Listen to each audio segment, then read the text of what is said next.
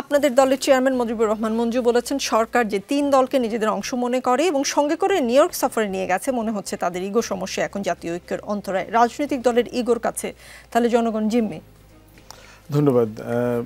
আমরা কমিশনের মিটিংয়েও দুষ্টামি করে ওনাদেরকে সিকিউরিটি কাউন্সিলের মেম্বার বলি আর কি, যে জাতীয় নিরাপত্তা পরিষদের সদস্যরা ওই পাশে বসছে এবং আমরা প্রায় বলি যে ওনাদের স্লিপ দিয়ে কথা বলতে হয় না, ওনারা একটু হাত ইঙ্গিত দিলেই ওখানে মাইক চলে যায়। আর আমরা যারা নমশূদ্র পল্লীতে বসি ওখানে আবার স্লিপ দিতে হয়, নাম পরিচয়, ওটা আবার তালিকা করে তারা ভেটিং করে তারপর সময় দেয়। তো এই ধরনের আলোচনা আমরা তখন করেছি এবং রিপিটেডলি তাই দেখেছি আর কি, যে 3 দলের সাথে মিটিং, মাঝখানে 1-2টা মিটিংয়ে দেখলাম যে অস্থায়ী নিরাপত্তা পরিষদের একজন সদস্য যোগ হয়েছিল, পরে দেখলাম আবার বাদ হয়ে গেছে, ইসলামী আন্দোলন বাংলাদেশ, এরকম 1-2টা ঘটনা ঘটেছে আর কি। না, আমার বিষয় হলো যে মূল বিষয় যেটা হচ্ছে যে মানে বাংলাদেশের রাজনীতিতে আপনার ন্যাশনাল ইন্টারেস্টটা কাজ করে কম, এইটা হিস্টোরিক্যালি হয়ে আসছে, যে এখানে দেশের থেকে দল বড়, দলের থেকে ব্যক্তি বড়, এবং এই বড়ত্বকে জাহির করবার জায়গা থেকে বারবার দলগুলো ভুল সিদ্ধান্ত নিয়েছে এবং দলের কর্মসূচি পালনের মধ্যেও দেখবেন যে এক দল আর এক দলকে মাইনকা চিপায় ফালানোর চেষ্টা করে বেনিফিট নেওয়া যায় কিনা। কালকে এটা নিয়ে সায়ন্ত ভাই সহ আমরাও এক জায়গায় তর্ক করছিলাম আর কি, আরেক জায়গাতে।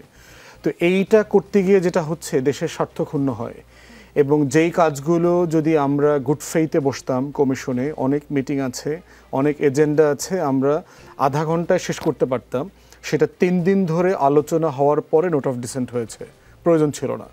এরকম বহু মিটিং, বহু এজেন্ডার আলোচনাতে আমরা দেখেছি যে শুধুমাত্র দলীয় সুপিরিয়রিটি ধরে রাখার জন্য, যে আমি সেরা, আমাকে ছাড়া হবে না, আমাকে ছাড়া পারা যাবে না, এই ইগোর জায়গাটা এখানে রয়ে গেছে। এই জন্যই আমাদের পার্টি চেয়ারম্যান ওইটা কারেক্টলি পয়েন্ট আউট করেছেন।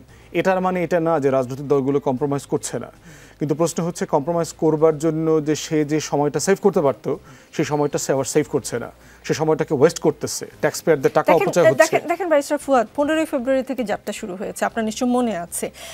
তারপর বৈঠকের পর বৈঠক হয়েছে 2 পর্বে, 84টা প্রস্তাব নিয়ে ভিন্নমত সহ জুলাই সনদের একটা খসড়া আমরা দেখলাম শেষ পর্যন্ত চূড়ান্ত হলো। তখন এক ধরনের মনে হয়েছে যে আচ্ছা কিছু একটা হচ্ছে, কিন্তু শেষমেশ আমরা দেখলাম মানে গণভোট আসলে নির্বাচনের আগে হবে পরে হবে, এইটা নিয়ে একটা মতৈক্য হলো এবং শেষ পর্বের বৈঠকে এসে বাস্তবায়নের উপায় নিয়ে একমত হতে পারলো না কমিশন। তার মানে এই যে আপনি বলছিলেন এত চা নাস্তা সব কি জলে গেল কিনা। আবার এইটাও শুনছি যে 15 তারিখে জুলাই মানে সনদ স্বাক্ষরিত হবে। কিসের ভিত্তিতে আসলে জাতীয় ঐক্যমত্য কমিশনের 15 তারিখে স্বাক্ষরিত হবে বলে জানাচ্ছে? কেমন করে স্বাক্ষর তো হবে? আপনার কন্টেন্টস, যে কোন কোন বিষয়টা এখানে আমরা একমত হয়েছি দ্বিমত সত্ত্বেও, সেই জায়গাটা স্বাক্ষর হবে। আমরা এই মুহূর্তে আটকে আছি আপনার বাস্তবায়নের পদ্ধতি নিয়ে। দেখেন যে আমাদের হিস্ট্রিতে আমরা পলিটিক্যাল পার্টিগুলো নিজেরা কখন কখন বসে মিলিত হয়, 2টা ওকেশনে তারা নিজেরা মিলিত হয়।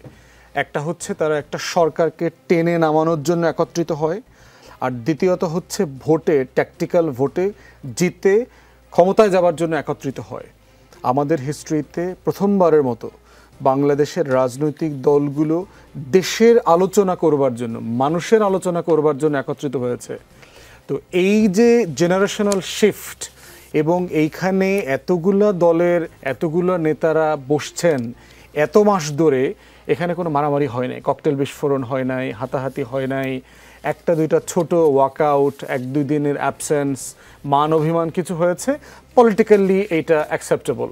এই ধরনের একটু রোমাঞ্চকর ঘটনা না ঘটলে মাঝে মধ্যে কমিশনের যে বাদামের মর্যাদা সেগুলো থাকে না, আপনারাও আলোচনা করবার টপিক খুঁজে পান না, তাই মাঝে মধ্যে ওগুলো আপনাদের খোরাকির জন্য আমরাও দেই।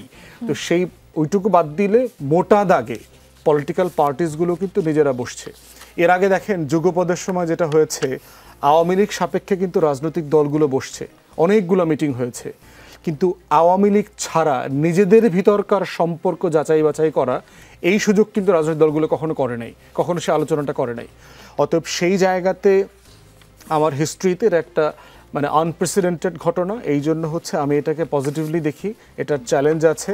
এবং দেখেন গত বছর থেকে অনেকগুলো অনিশ্চয়তা নিয়ে কিন্তু আলাপ হয়েছে, আপনারাও বহুবার কথা বলেছেন নির্বাচন কি হবে, এই সরকারকে নির্বাচন দেবে, আদৌ দেবে? প্রফেসর ইউনূস তো দেহত্যাগ করতে পারেন, পদত্যাগ উনি করবেন না। এই ধরনের কথাও তো বলা হয়েছে এখানে। তো এইরকম বহু অনিশ্চয়তার মধ্য দিয়ে নির্বাচন কে আদায় করতে পারে, কে গণ অভ্যুত্থান করেছে, কার কতটুকু ক্রেডিট, কত তোলা কোন কোম্পানিতে কে কতটুকু রেজিস্ট্রেশন করবেন অবদান, এই আলোচনা করে কিন্তু একটা সেটেল জায়গাতে আমরা চলে এসেছি।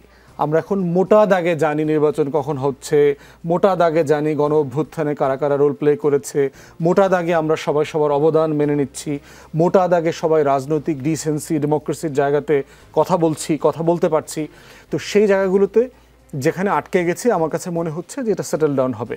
না হলে যেটা হবে এটা নিয়ে আমরা পলিটিক্স করব, মানে পলিটিক্যাল স্পেস তো খালি আছে। যদি সেটা বিএনপির বিরুদ্ধে কথা বলবার প্রয়োজন হয়, জামাতের বিরুদ্ধে কথা বলার প্রয়োজন হয়, এনসিপির বিরুদ্ধে কথা বলার প্রয়োজন হয়, ভোটের রাজনীতি তো আছে। ডিসেম্বর থেকে আমরা ওপেনলি ডেমোক্রেটিক এক্সারসাইজ যেটা করবার বিরুদ্ধে বলার প্রয়োজন হলো রাজনীতি আছে। সার্টেনলি ছোট আপনারা যে অন্যান্য দলের মধ্যে রাখছেন তো আপনি, এইজন্য এবি পার্টির নাম আর বলি না। আসাদুজ্জামান ফুয়াদ, আমাদেরকে কথা বলার টপিক না দিলেও হবে, জনগণের জন্য আসলে ইগো ত্যাগ করাটাই মনে হয় জরুরি। সার্টেনলি।